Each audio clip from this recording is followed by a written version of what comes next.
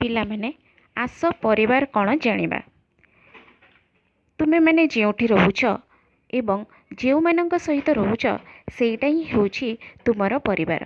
ତୁମ ପରିବାରରେ ବାପା, ମା, ଭାଇ, ଭଉଣୀ, ଜେଜେବାପା, ଜେଜେମା, ବଡ଼ ବାପା, ବଡ଼ ମା, ଦାଦା, ଖୁଡ଼ି ଏଇମାନେ ସବୁ ରହନ୍ତି। ଆଉ ଏଇମାନଙ୍କୁ ହିଁ ନେଇ ଆମ ପରିବାର ତିଆରି ହୋଇଛି। ପରିବାର ତିନି ପ୍ରକାରର: ଛୋଟ ପରିବାର, ବଡ଼ ପରିବାର, ଯୌଥ ପରିବାର। ବାପା, ମା, ଭାଇ, ଭଉଣୀ ଏକାଠି ରହିଲେ ତାକୁ ଛୋଟ ପରିବାର କୁହାଯାଏ। ବାପାଙ୍କୁ ଛୋଟ ପରିବାରର ମୁଖ୍ୟ ବୋଲି କୁହାଯାଏ। ବାପା ମା ଆମମାନଙ୍କୁ ଭଲ ଗୁଣ ଓ ଆଚରଣ ଶିଖାନ୍ତି। ତେଣୁ ଆମେ ବାପା ମାଙ୍କୁ ଭକ୍ତି କରିବା ଉଚିତ।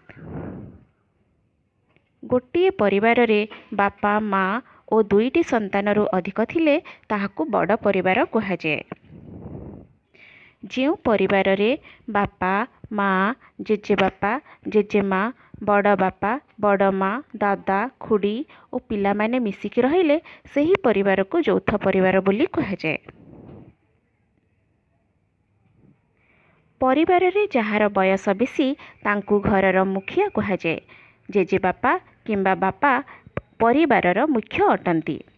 ପରିବାରରେ ରହୁଥିବା ପ୍ରତ୍ୟେକ ବ୍ୟକ୍ତି ଜଣେ ଜଣେ ସଭ୍ୟ ଅଟନ୍ତି। ପରିବାର ମଧ୍ୟରେ ପରସ୍ପରକୁ ସାହାଯ୍ୟ କରିବା, ଏକାଠି ରହିବା, ମିଳିମିଶି ଚଳିବା ଆଦି ଗୁଣ ଆମେ ପରିବାରରୁ ଶିଖିଥାଉ। ବଡ଼ମାନଙ୍କୁ ଭକ୍ତି କରିବା ଓ ସେମାନଙ୍କର ଆଦର କରିବା ଉଚିତ।